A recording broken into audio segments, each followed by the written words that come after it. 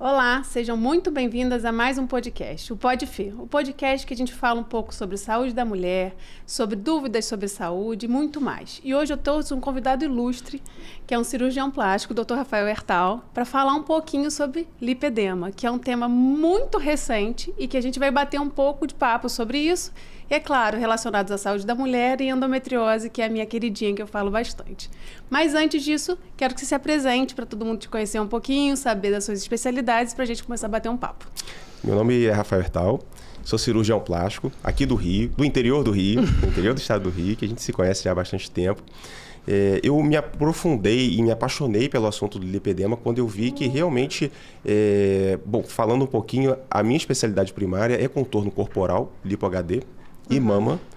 E aí eu comecei a perceber que tinha alguma coisa nessas pacientes, né, que assim, eu conseguia fazer um contorno corporal da cintura para cima e da cintura para baixo não, que era uma zona, assim, a gente chama de non-touch, né, não pode mexer porque a gente não sabe o que vai acontecer.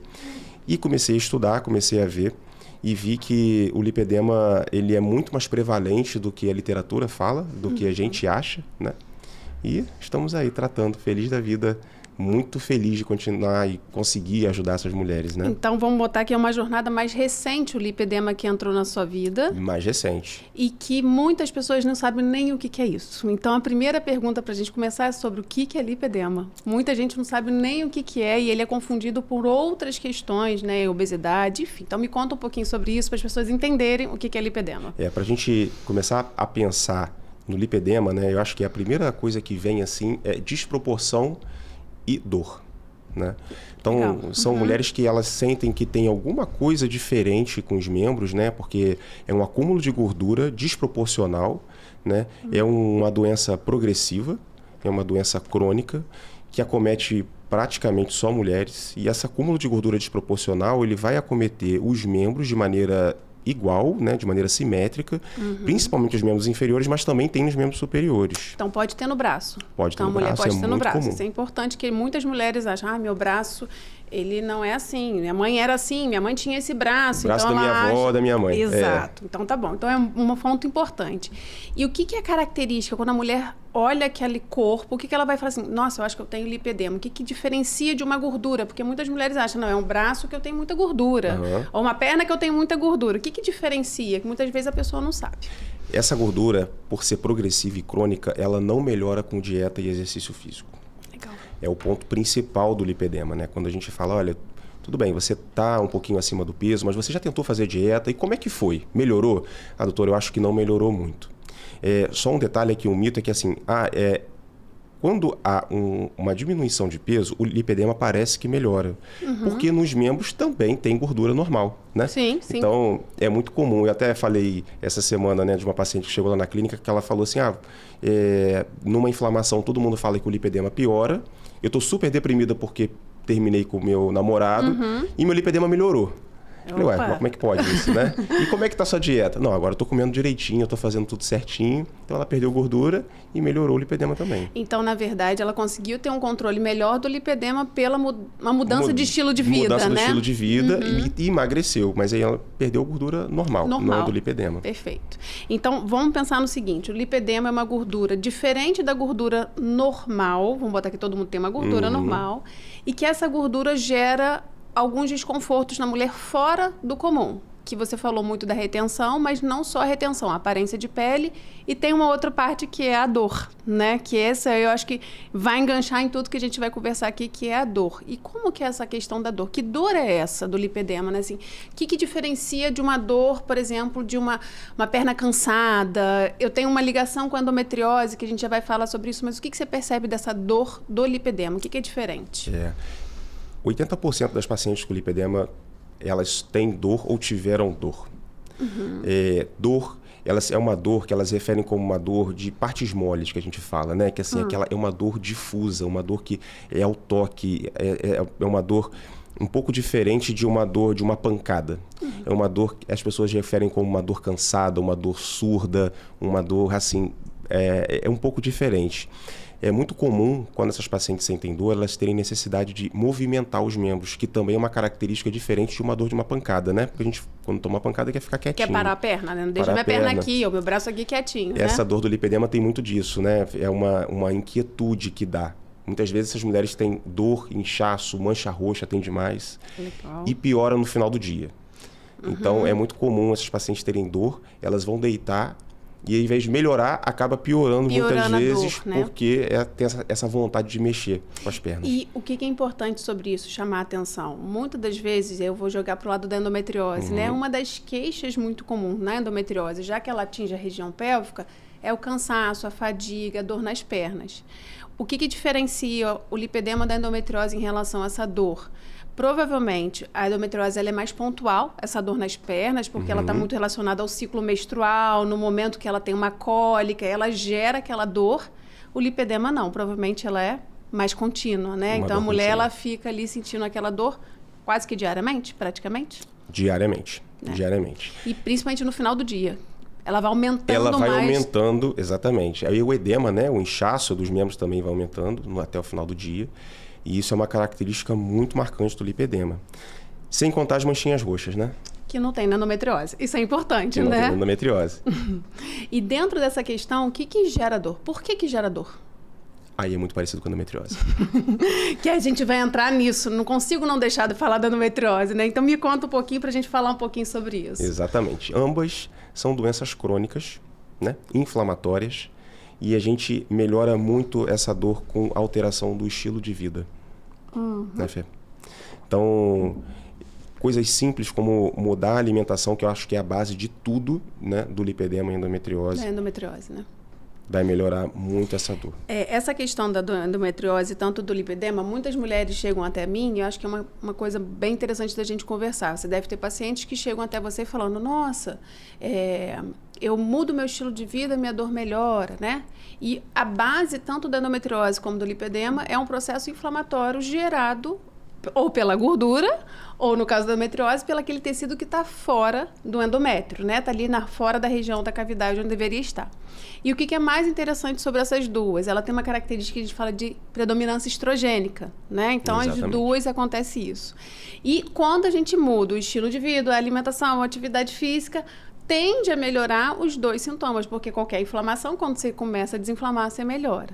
Eu queria saber que você me contasse um pouquinho sobre essa questão da mudança do estilo de vida na sua prática. Assim, o que você vê que os pacientes falam, nossa, que legal, tive uma mudança, melhorei, não melhorei, e o que não necessariamente pode mudar com essa mudança do estilo de vida? É difícil de falar o que não pode melhorar com a mudança do estilo de vida, que bom. porque vai melhorar tudo, né, com a mudança do estilo de vida, né? Que bom. E o que eu mais percebo é em relação à alimentação mesmo. Então, quando chega alguém muito sintomático lá, em uma semana, tirando açúcar, álcool e muitas vezes o glúten também, isso já melhora muito. E na grande maioria das vezes, a dor zera. É incrível isso. Zera. Zera. É muito legal. Isso Zera. só com a alimentação.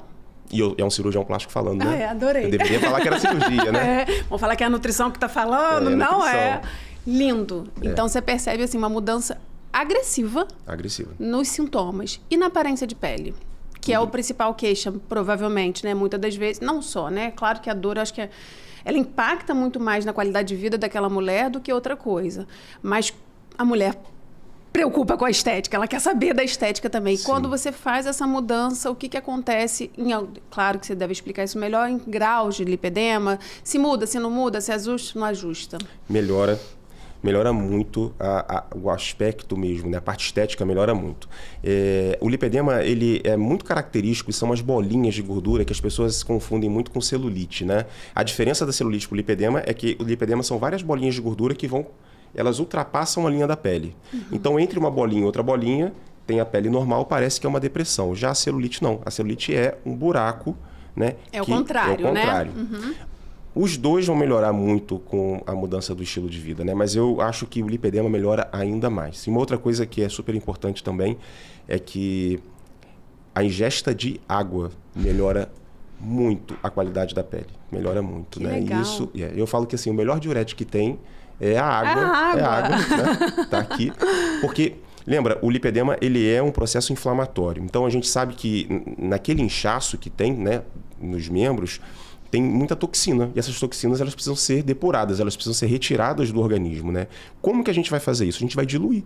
Vai tomar água, né? E aí o sistema linfático, que a gente tem um pouquinho de lentificação do sistema linfático, ele vai conseguir depurar essa água e vai fazer com que haja um meio menos tóxico para essas células daí. Isso vai melhorar a dor e vai melhorar o aspecto também. Que legal sobre isso, pegando um gancho aí, muitas das vezes as pessoas procuram uma pílula mágica, né? Então, assim, se ela já começou a saber que ela tem uma doença inflamatória, que é o lipedema, e que ela tem na mão dela algo que ela possa fazer para melhorar os sintomas e a aparência, ela às vezes quer uma coisa muito mirabolante para chegar até lá. E você falou uma coisa muito simples, que é beber água.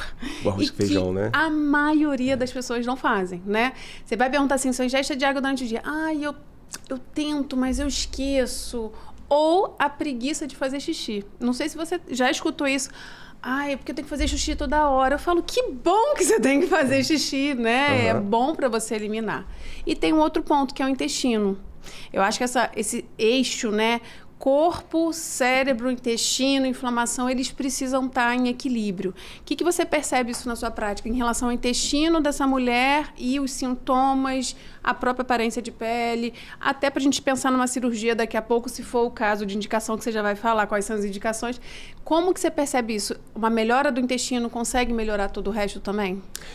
O intestino está intimamente ligado ao lipedema, né? É muito comum os pacientes que têm lipedema terem algum grau de constipação, né? Ou, às vezes, síndrome do colo irritável, que a gente vai falar de alguma doença inflamatória, né? Então, a parte intestinal, ela é muito importante. O lipedema, ele vem acompanhado de carências nutricionais. Por exemplo, ferro. É muito comum. Legal. Quem tem lipedema ter deficiência de ferro. E isso está onde? Está na absorção. Está lá no leaky gut, né? Lá no intestino. Lá no intestino. Então, o intestino, ele também é tratado. É isso que eu falo. Apesar de eu ser cirurgião, a base do tratamento do lipedema, ele vai ser nutricional. A base vai ser nutricional, com certeza. A gente precisa mexer nisso daí. E olha que interessante. Muitas das vezes, quando a mulher pensa numa mudança estética, ela pensa sempre de fora para dentro, né? Então, eu vou passar o creme, ou eu vou fazer a massagem, ou eu vou fazer... Enfim, e se o intestino dela, que é o básico, não está funcionante, que é muito comum, e aí eu vou falar tanto do lipedema como a endometriose. É muito comum, quando você tem um processo inflamatório, você gerar ou a constipação, ou outros casos, a diarreia. A alternância também é bem conhecida muito de acontecer, e até mesmo o intestino irritável, que gera aquela inflamação ali no intestino, e que dali nada funciona. Então, você não absorve o nutriente, consequentemente, você gera mais inflamação, você gerando mais inflamação, você desregula a sua dor, aí vai virando aquele ciclozinho vicioso que parece que você não consegue sair do lugar.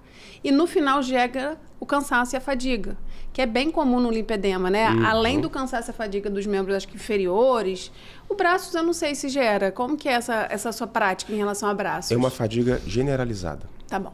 É generalizada, é do processo inflamatório mesmo. Então, né? não é só naquela região, né? Vai gerando um contexto todo. Consequentemente, a gente fica nesse ciclo vicioso e vai piorando, e vai piorando, vai piorando.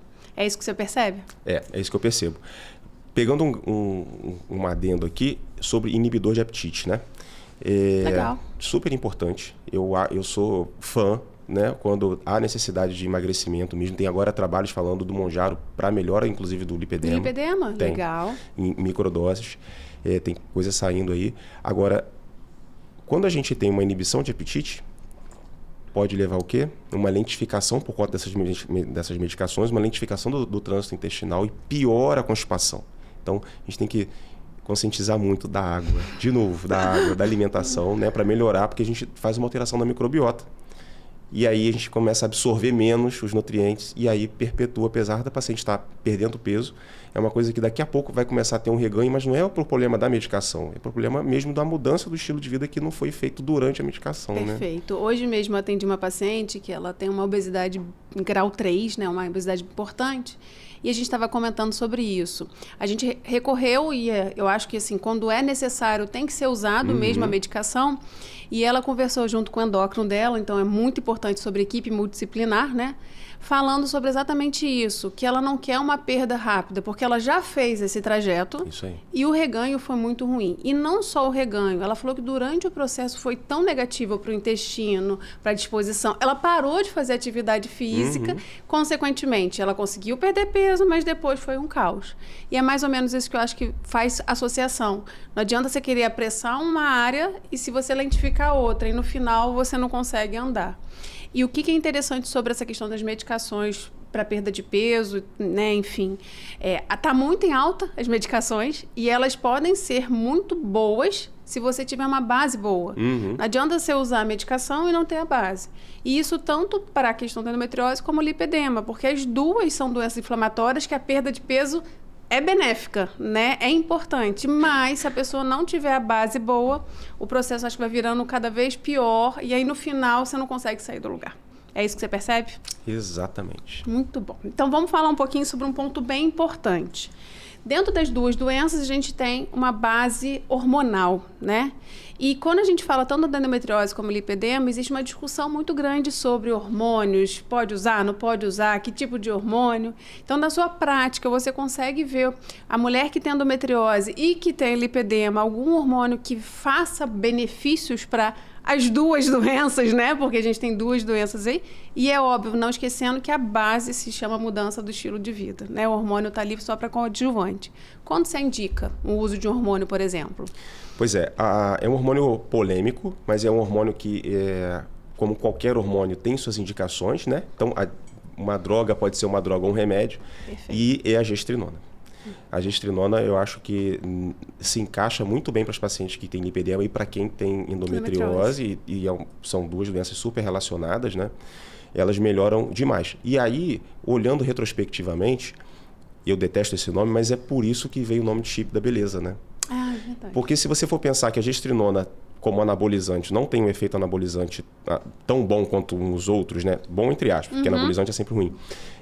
Mas melhora tanto e dá tanta beleza às mulheres, tanto é que foi chamado de chip da beleza, a gente começa a ver que ela funciona muito melhor nas pacientes que têm lipedema, porque melhora o lipedema. Uma população grande tem lipedema, e aí ficou com essa fama de chip da beleza. Chip de beleza, né? Que, na verdade, o problema é a dose, a quantidade, o tempo de uso, indicação, né? Não exatamente. Vamos lá, todo mundo botar a farinha do mesmo saco, porque né? Porque é o chip da feiura, né? Exato. Né? A gestrinona, ela pode inchar, ela tem queda de cabelo, acne, né? Então tem várias outras coisas. Perfeito. Então vamos pensar que dentro da questão da prática clínica, você percebe que quando uma mulher tem endometriose e tem lipedema, existe um hormônio em equilíbrio ali, quando indicado e se indicado, que pode ajudar. Mas não adianta ele se o resto está em confuso. E dentro desse confuso, atividade física, que eu acho que é um ponto bem importante para a gente falar um pouquinho. A alimentação, que já falamos que tem que ter essa característica anti-inflamatória, então uma dieta mais do Mediterrâneo, trabalhar um pouquinho isso mais. A água, por favor, não esqueçam da água. Um ponto importante, sono e intestino, né? E aí, falando um pouquinho sobre atividade física. Quando a gente vê uma mulher com endometriose, a primeira coisa que eu falo para desinflamar, a gente tem que pensar em atividade física. E a mulher no lipedema? Como que é essa questão da atividade física, já que, às vezes, ela tem uma dificuldade com isso? Essa é uma pergunta muito boa. Até muito pouco tempo atrás, você achava que não era para fazer musculação, né? Só faz cardio, né? Você só precisa de cardio nessa vida, e aí, né? coloca uma mulher com a perna super pesada, coitada, para fazer corrida, né? Hoje a gente sabe que a musculação, ela é fundamental para o lipedema. Por quê? Há uma alteração do colágeno que faz com que os ligamentos sejam um pouquinho mais elásticos em quem tem lipedema, né? Então, o que vai fazer estabilização de articulação é ligamento e músculo. Se você tem um ligamento mais elástico, um ligamento, entre aspas, mais frouxo, para você estabilizar a articulação, você tem que ter um músculo muito forte. Né? Então, se você não faz musculação, você tem um músculo fraco e o ligamento fraco. E aí o que vai sofrer é a articulação. O único ponto que é consenso de todos os médicos de que a cirurgia é indicada é quando tem sobrecarga articular, porque diminui a expectativa de vida. Perfeito. Então a gente tem que cuidar muito bem dessa articulação, né? São mulheres que elas têm um acúmulo de gordura que faz com que elas andem com os pés mais abertos. Isso já faz uma sobrecarga grande de todo o sistema articular, né? Então, exercício físico é fundamental. Cardio é fundamental? Mas o mais importante mesmo, no momento do lipedema, é a musculação. A musculação, interessante. E muitas das vezes é aquela que é menos valorizada, né? É que é menos valorizada. Ou, ai, é tão chato.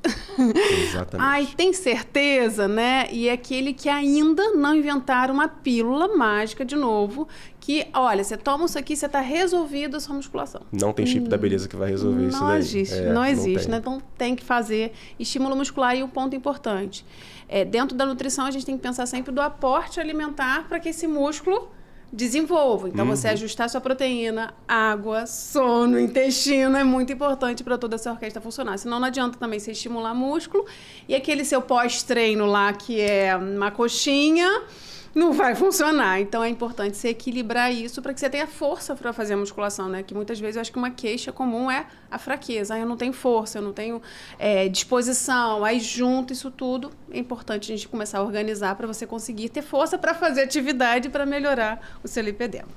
Ótima importância. Vamos falar um pouquinho sobre sono. Dentro da sua prática, pensando em lipedema, o que você vê de experiências, de benefício de um bom sono para essa mulher com lipedema? A melatonina é o hormônio 01 nosso, né? Nosso primeiro hormônio, é o 01. E ela só vai ser liberada no sono, e quando tem um sono de qualidade. Ela é que vai fazer toda a regulação da nossa cascata metabólica, ela que vai fazer a regulação do nosso GH, ela que vai fazer a regulação da liberação de insulina, ela que vai fazer o nosso metabolismo cognitivo ficar melhor. Então, o sono é fundamental para todo mundo. Eu sei que é difícil, nos dias de hoje, com tela e tudo. Mas o ideal é tentar dormir no máximo. Para a gente conseguir ter esse pico de melatonina, né, é tentar dormir no máximo, estourando. A gente estar dormindo às 10 da noite. Que é o mais difícil hoje em dia, né? A maioria das pessoas não conseguem. Né? Não é conseguem. difícil, né? Então, é super importante que a gente tente fazer isso, né? Fazer mesmo, pensar na cronobiologia, né? Lá no nosso ciclo, né? Então, eu sempre falo isso para minhas pacientes, e aí eu me corrija se eu estiver errado, por você como nutricionista. Nada. Mas nós, seres humanos, a gente não enxerga bem, a gente não tem um olfato bom, a gente não escuta bem, a gente não corre bem, né? Então, a gente é feito para quê? Para ficar dentro da caverna quando anoitece. Perfeito. E dentro da caverna não tem banquete. Dentro da caverna a gente está quietinho ali, então não vai se alimentar às 10 da noite, né? Para não ter bloqueio dessa liberação de melatonina. Isso é um ponto extremamente importante. Hoje o estilo de vida das pessoas fazem com que muitas das vezes ela abandone um bom sono em detrimento de outros fatores. E um principal fator, e eu acho que isso você deve ver muito bem, são as telas. Então, é porque eu preciso relaxar, ver no final do dia uma série, alguma coisa. E que prejudica no final a qualidade do sono nela ou o tempo de sono, porque a gente cada vez dormindo mais tarde e acordando mais cedo, né? E muitas das vezes é uma questão só de organização da pessoa, de olha, bota tempo, bota limite. Se você já está tarde para começar a dormir, tenta esticar isso para outro dia, bota para o final de semana, mas priorize o seu sono. E o que é mais importante? Um sono de qualidade. E não adianta também ficar tomando um monte de melatonina, né? Porque hoje está o boom da melatonina. Se os nutrientes que ajudam a produção nossa de melatonina não estão boas. Então, magnésio, triptofano, proteína, o excesso de gordura faz o contrário. Então, muitas das vezes a pessoa quer tomar melatonina, mas esquece do horário, esquece de fechar as cortinas, esquece de diminuir a luz. E não vai adiantar de nada. Então, muito importante esse ponto do sono. Para diminuir a inflamação, então, lipedema, endometriose, dores, desconfortos, melhorar a sua qualidade de vida como um todo, né? Não é só por causa do lipedema. E, principalmente, você precisa de organização. Eu acho que esse é o ponto-chave. Porque dá para dormir mais cedo? Dá. A gente precisa diminuir um pouco os fatores que atrapalham, que eu sei que muitas das vezes é difícil, mas dá para que você consiga dormir mais cedo. E o mais importante sobre isso, o sono bom, você gera uma disposição melhor para outro dia, aí você gera menos dor, você gera menos cansaço, aí as pernas ficam melhores. É um ciclozinho vicioso, você percebe isso? É um ciclo muito bom, né? Deixa eu só entrar um pouquinho na melatonina, que eu lembrei de um detalhe importante. O boom da melatonina, a gente tem que tomar cuidado com isso, né? Porque quando a gente faz uma melatonina para pegar no sono artificialmente, porque a gente começa a produzir, só que a gente está pegando no sono artificialmente porque está com tela, né? Então, a gente faz uso daquela melatonina e às vezes faz uma dose um pouco maior de melatonina. Essa dose que a gente faz de liberação rápida de melatonina, muitas vezes sublingual, faz com que o nosso cérebro ele entenda assim, opa, calma aí, eu não vou produzir a melatonina não, Para que eu vou ter esse trabalho? Eu já estou tomando a melatonina. Tomando, né? E essa melatonina ela tem uma ação curta, enquanto deveria ter uma liberação cerebral da noite toda. Então acaba que a gente pega no sono rápido, mas depleta a nossa melatonina, a gente acaba nem produzindo, e a gente acaba não tendo um sono de qualidade mesmo tomando melatonina. Acorda cansado. Exatamente. Tem gente que acorda meio ressaqueado, fala, nossa, eu tô meio estranha, né? Tô meio cansada, mas por quê? Eu dormi 10 horas, 10 e meia, tomei melatonina. É o efeito... Mas foi aquele tempinho, efeito aquela ali. primeira hora e aí aquele efeito Cinderela, né? Perfeito. O que é importante sobre isso? Chamar a atenção dos suplementos, né? É muito importante você olhar com o suplemento, um olhar crítico sobre aquilo. Poxa, pode me ajudar? Para quem? Que dosagem, quantidade, que momento? Então, uma mulher, por exemplo, na menopausa, pode ser interessante, porque ela já tem uma queda da produção de melatonina. Mas será que é para todo mundo? Em que momento do dia eu vou usar? E não adianta tomar a melatonina e ficar com todas as luzes acesas, vendo tela, mexendo, ou até mesmo com agitação, né? Vou tomar melatonina e vou ainda fazer o jantar. Não vai dar certo, provavelmente, tá? Então, muito legal chamar essa atenção sobre isso, e eu quero puxar um gancho para o outro ponto. O sono ruim prejudica a saúde emocional. Então, ansiedade, quadros de depressão, agitação, o quanto isso reflete no lipedema, na dor, na questão, provavelmente, da inflamação no final. Me fala um pouquinho sobre isso. Mais de 60% das mulheres com lipedema têm transtorno de ansiedade e ou depressão em algum momento da vida. 60%? Mais de 60%. Caramba! Tem muito diagnóstico de TDAH em mulheres com lipedema, mas é pelo processo inflamatório que gera uma dificuldade de concentração e ansiedade que parece que é um TDAH, mas não é.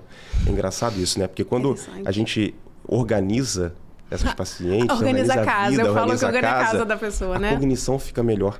E ela fala, gente, eu não tinha TDAH não, era só inflamação. Exatamente. Que interessante. E muitas largam Venvance, largam essas medicações, né, para melhora do TDAH, só por ter organizado a casa. Muito legal. Então, a ansiedade ela está muito ligada mesmo ao lipedema, pela inflamação, e por uma vida inteira de frustração. Perfeito. Né? São pacientes que elas chegam lá assim, caramba, ela já sabe que ela tem um autodiagnóstico de preguiçosa, ela tem um autodiagnóstico de gorda, ela tem um autodiagnóstico de tudo errado, né? Que na verdade não é nada disso. Que não, né? É como se eu sou culpada, né? Eu já ia chegar nesse ponto. Existe uma culpa muito grande. Parece que eu estou fazendo e eu que não estou fazendo certo, ou eu não estou fazendo de forma eficiente, ou eu que... E aí gera um lado emocional muito pesado em cima dela. É isso que você percebe? Exatamente. Tá. Exatamente.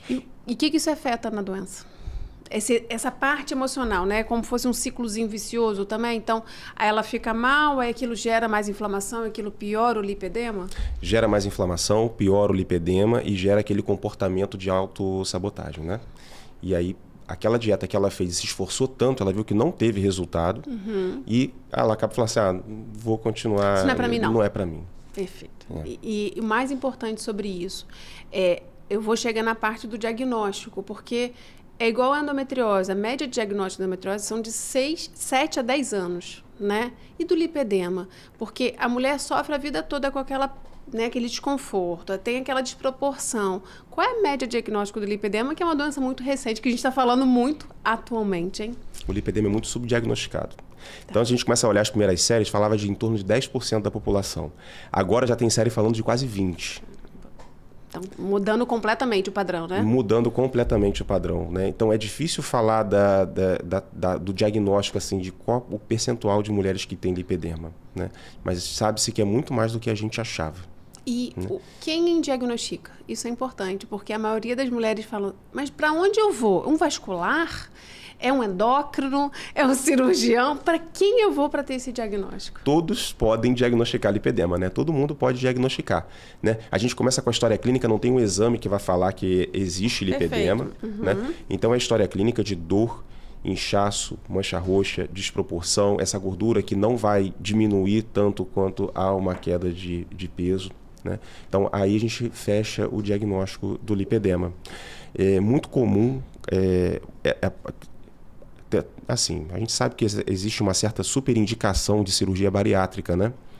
Então, é muito comum esses pacientes ficarem muito frustrados e irem lá para a clínica com a clavícula aparecendo, o rosto consumido, e a gente olha o IMC, que não se deve olhar mais IMC, mas a gente olha, né?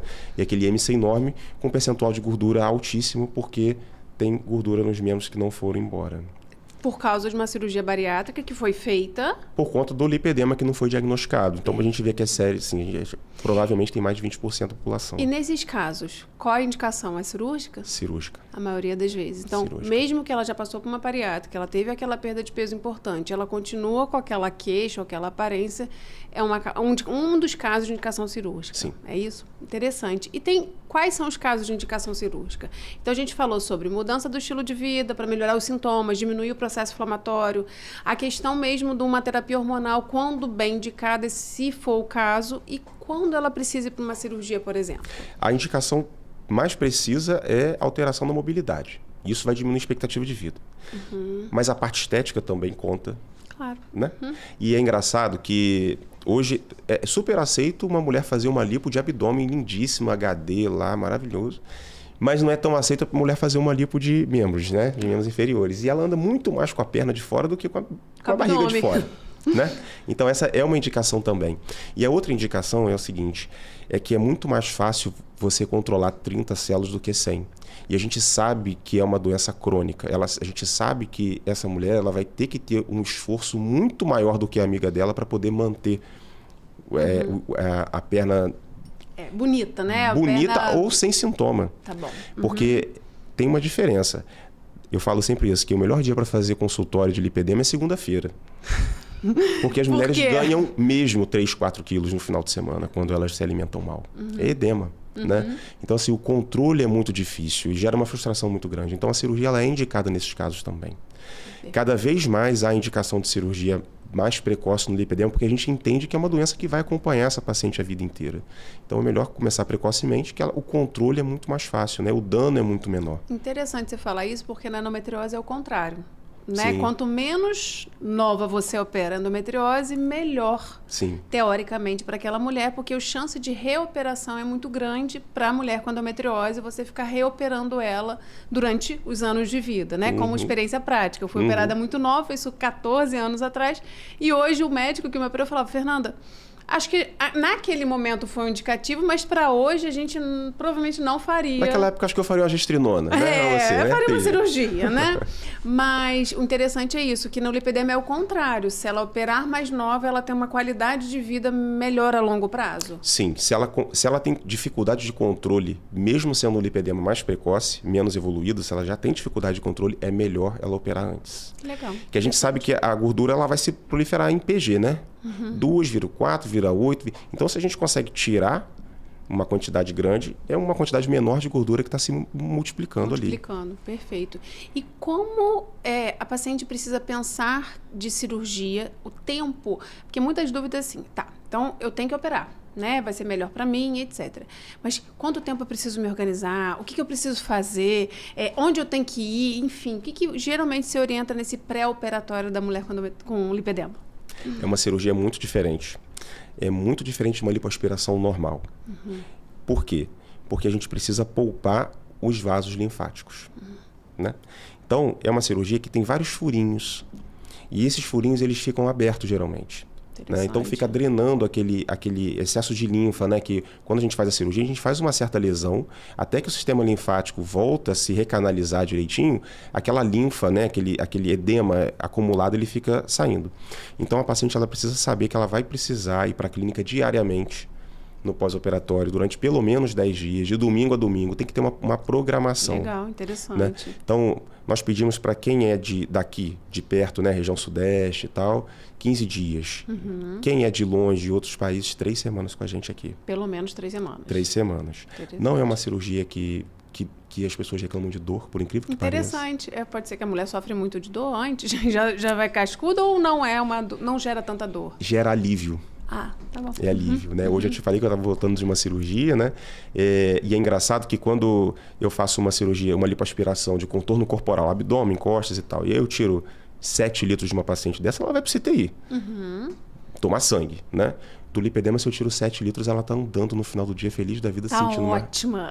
Geralmente é muito legal. Tira o peso, né? Tira um peso, diminui a inflamação, diminui os desconfortos. Exatamente. E a mudança estética é visível Imediatamente. Imediatamente. Muito Já legal, começa. muito legal. Então, o lado positivo de uma cirurgia são esses grandes benefícios para ela e não só estéticos, né? Como você falou, da questão articular. É funcional. Funcional, né? A Da cirurgia do mobilidade. lipedema é funcional, exatamente. E olha o que é interessante sobre isso. Quando a gente pensa em cirurgia, tanto endometriose como lipedema, muitas das vezes, antigamente, quando eu comecei a trabalhar com cirurgia, a gente se preparava 15 dias antes. Então, eu falava com a paciente, olha, pelo menos 15 dias eu preciso.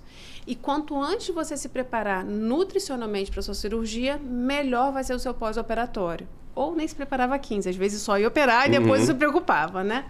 E o que são os fatores legais pensando em alimentação e cirurgia, tanto lipedema como endometriose?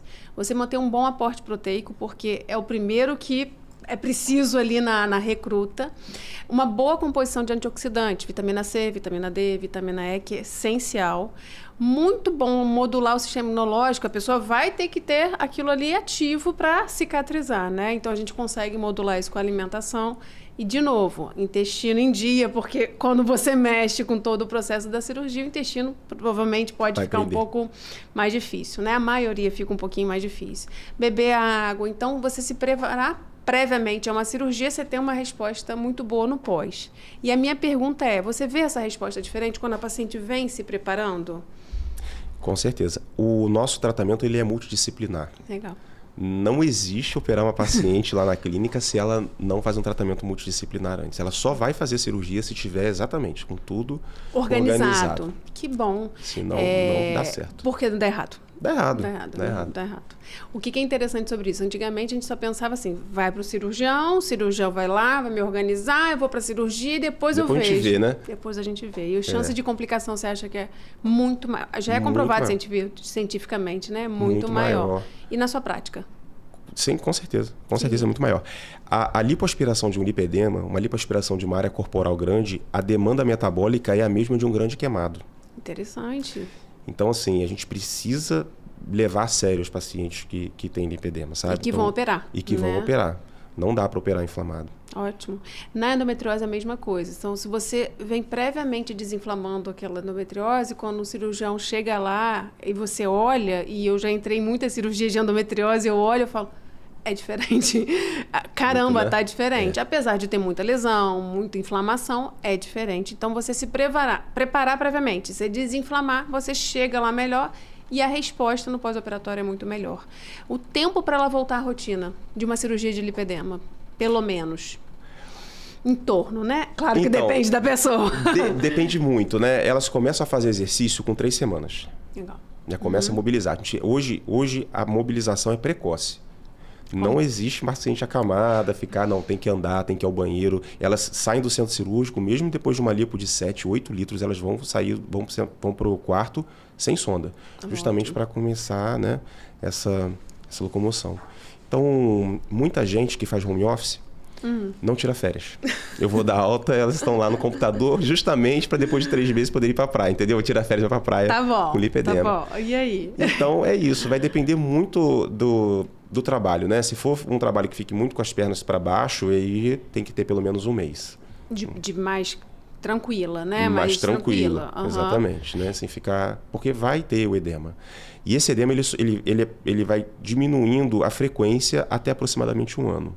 Perfeito. E depois fica bem. Depois fica bem. Então, vamos pensar pelo menos, depende do caso, mas 1 mês, pelo menos, para ela se organizar com isso tudo, né? Pelo menos 1 mês. E, lembrando, quando você se prepara previamente, a sua resposta pode ser mais rápida e você pode voltar, porque eu acho que é sempre individual, né? Se a pessoa está indo bem, ela vai indo, vai evoluindo. É Sim. isso? Ótimo. Então, vamos mudar um pouquinho o rumo da prosa para falar um pouquinho sobre a parte que afeta muito das vezes, que a gente está falando sobre a saúde emocional e entrando um pouquinho sobre cirurgia, sobre a saúde emocional e o que a gente, como profissional de saúde, pode ampará-la, né? Porque ela vem muitas das vezes de muitas consultas que, é gordura, você não está fazendo direito, você não está fazendo atividade física. Então, o que na sua abordagem você faz com essas mulheres, hein? Eu acho que a palavra principal que a gente tem que ter é empatia, né? Porque elas chegam lá para a consulta com vergonha das queixas. Porque a queixa é tão subestimada que elas já chegam com vergonha, se sentindo culpadas. Não, vou falar isso, mas eu acho que eu tenho culpa. A mim, na verdade, não tem. Né? Então, eu acho que é isso. A gente tem que ter empatia com essas pacientes daí. E dentro de um profissional de saúde... Desculpa te interromper. Não, eu ouvi com atenção, né? Tem muito... Você tem alguma recomendação para o profissional de saúde que está começando a trabalhar com lipedema? Assim, olha, o diagnóstico a gente percebe que é clínico, né? Então, uma anamnese direcionada, tem alguma pergunta-chave que você tem que fazer, porque muitas das vezes a paciente nem fala por achar que aquilo é frescura ou da cabeça dela ou que aquilo não é verdade. Tem alguma ponto primordial que tem que ser falado, o profissional de saúde falar para que chame a atenção daquela mulher sobre isso? Eu sempre começo perguntando assim, olha, eu não quero saber o que é o seu lipedema. Eu quero saber o que está te impedindo de ser feliz nesse momento. Legal. E aí elas começam a falar, né? Então assim, eu não coloco saia há 20 anos, eu não vou à praia, ou meu marido acha que é frescura. É muito comum ter problema de relacionamento porque o marido ele não entende que ela sente dor na hora da relação. Interessante, a dor na relação também. Sente dor. No momento, né? No momento, no momento, né? De encostar, de tocar, não sente. Uma outra coisa que é super grave também, no lipedema, que a gente precisa ter muita atenção em relação a isso. É uma prevalência muito grande de abuso na infância. Interessante. Porque são meninas que tiveram o corpo de mulher muito precocemente. Então a gente precisa ficar muito atento às mães que têm as mães de lipedema, que têm filhas que provavelmente tem que ter muita atenção em relação a isso, porque é uma prevalência maior do que da população em geral. Interessante. Então vamos lá. Mães com lipedema, chance maior de mulheres filhas com lipedema. Existe um percentual já sobre isso? Ainda não, né? Ainda estamos em estudos. É igual na endometriose. Mães com endometriose, filhas com chance maior de endometriose. É importante sempre ser investigado, né? O segundo fator, que é um ponto bem comum das duas doenças, a questão da dor na relação sexual, que são dores diferentes, né? São momentos diferentes, mas o mais interessante é que as duas têm a mesma característica. Então, elas conversam muito, né? E a questão da crise no relacionamento ou no casamento que está tendo, por falta de entendimento do parceiro sobre aquilo, que as duas também se conversam. Muitas das vezes não consegue fazer o ato pela dor e acha que é uma frescura, acha que o problema é com ela. Não é necessariamente disso. E o que é interessante? Na endometriose eu vejo muito que a mudança do estilo de vida, a desinflamação, o início de uma dieta anti-inflamatória, o início da suplementação melhora as dores durante o ato sexual. Isso também acontece no lipedema? Com uma certeza. Melhora das dores? Melhora, muito. Interessante. Melhora. Aí você vai de novo na cascata. Você melhora as dores, aí o relacionamento começa a melhorar, a autoestima começa a subir, aí a pessoa começa a se cuidar e vai virando uma cascata, né? Muito legal. E lembrar de chamar atenção sobre isso, né? Sobre crianças, adolescentes com aquele corpo um pouco mais encorpado, vamos botar assim. Isso já pode ser uma característica de lipedema? Sim. É muito pontual, né? E quem seria o médico? Então, vamos pensar assim, o médico de entrada, né? Para a gente começar a ligar isso daí. Então, assim, você tem uma faixa etária que começa a ter o lipedema e quando a gente precisa começar a ficar em sinal de alerta? Puberdade é o primeiro sinal mesmo, né? O primeiro momento que o lipedema aparece, que ele, né, vem assim mais à tona, é isso. E eu acho que é muito importante a conscientização dos ginecologistas, né? Porque é naquele momento que a menina vai virar mulher, né? Vai para o ginecologista com a mãe, tem toda aquela passagem. Então, eu acho que é super importante a conscientização de ginecologista, né? Para conversar. Interessante a gente começar falando das duas, né? Então, muitas meninas acabam de menstruar, começam a ter dor, cólica, crônica, pélvica, que vai progressivamente pior e que você pode ter um outro lado também, cansaço nas pernas, fadiga. E a gente precisa começar a diferenciar isso e quem é o médico ali de referência, que geralmente é o ginecologista da porta de entrada, ficar alerta e ter a empatia, a escuta, entender o que aquela menina está vivendo, observar, né? Eu acho que a característica física daquela menina para já começar a direcionar. É isso? E não usar indiscriminadamente pílula anticoncepcional. Interessante, eu ia chegar nesse ponto. Já começa, né? Já com o quê? 14, 13, 12? Às vezes antes, né? Porque aí piora demais o lipedema. Interessante, porque muitas meninas, quando começam a menstruar, sentem cólica, aí a primeira escolha, geralmente, é o uso do bloqueio hormonal, né? Do uso do anticoncepcional. E aí varia o tipo de bloqueio e, consequentemente, ela começa a ter mais queixas de cansaço nas pernas, fadiga, e isso vai virando, perpetuando. Seria isso? Exatamente. Qual é a menina mais nova que você já pegou? Você teve algum caso assim que te lembre, que te marque de muito nova? 14 anos. 14? Eu tenho uma de 12 anos. Uma paciente com endometriose com 12 anos. 14 anos com lipedema super avançado. E chegou indicativo de cirurgia? Sim, chegou indicativo de cirurgia. Ela ainda está em processo... O que acontece? Ela está no processo de reeducação, né? Porque é uma adolescente com a personalidade super embotada, autoestima péssima, né? Ela tem um problema familiar, que aí são coisas muito pessoais dela e tal, mas assim, a mãe culpa ela por ela ser assim, né? E aí fica denegrindo a garota, né? Então aí é complicado, porque isso mexe muito com o emocional. A gente está tentando trabalhar a mãe junto com a filha. Exatamente. Para conseguir fazer uma evolução de adesão, de mudança de estilo de vida, para a gente depois pensar numa cirurgia. Exatamente, seria ela está isso. muito deprimida. Né? Interessantíssimo, porque muitas das vezes, e aí a gente pensando já na fase mais nova, a gente precisa pensar em ajustar a família, né? Às vezes os pais, a mãe. E eu estou falando tanto do ponto de vista nutricional, porque uma adolescente, quando chega pra gente, a gente tem que conversar com a adolescente, claro, porque ela já tem uma autonomia de escolha, mas com a casa, né? Então, o que está colocando dessa casa? Então, muitas das vezes à noite é um cachorro-quente, uma pizza, é um fast food, porque é prático, está todo mundo cansada, e o horário de dormir vai para 1, 2 horas da manhã, e aquela confusão em relação à atividade física que nunca começa.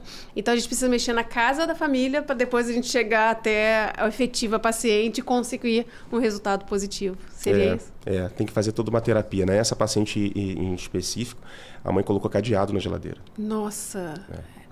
São casos importantes que a gente precisa discutir e mostrar que é uma realidade muito próxima. Então, se você sofre ou já sofreu um pouco de preconceito com isso, né, de chegar a um nível desse caso de botar um cadeado, muito atenta, porque você não está errada, né? E precisa de um profissional que te escute, que tenha empatia e que te ajude a modificar isso. E que não é fácil, não é fácil, né?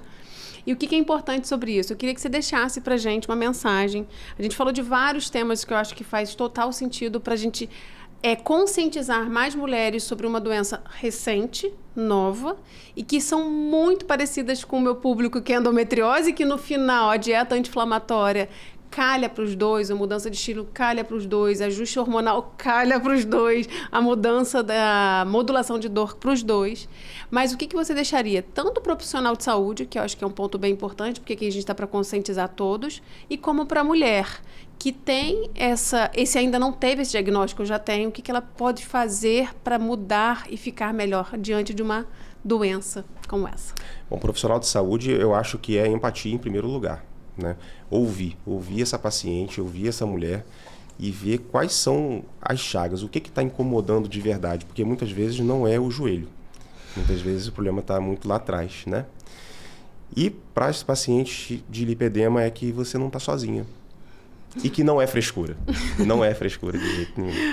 Igual a endometriose. Não é frescura, dor não é normal e precisa ser tratada. E esse tratamento é multidisciplinar, né? A gente precisa de todas as áreas ali juntas. Muito bom. Quer deixar mais algum recado? Eu queria te agradecer o convite. Que isso. Tá lindo o seu podcast, tá muito legal. Estou me convidando para a próxima já, então. Então tá bom, pode sim. Obrigado. Fique à vontade, esperamos na próxima. Tem muito mais para a gente discutir e agradeço por estar aqui hoje, por esclarecer.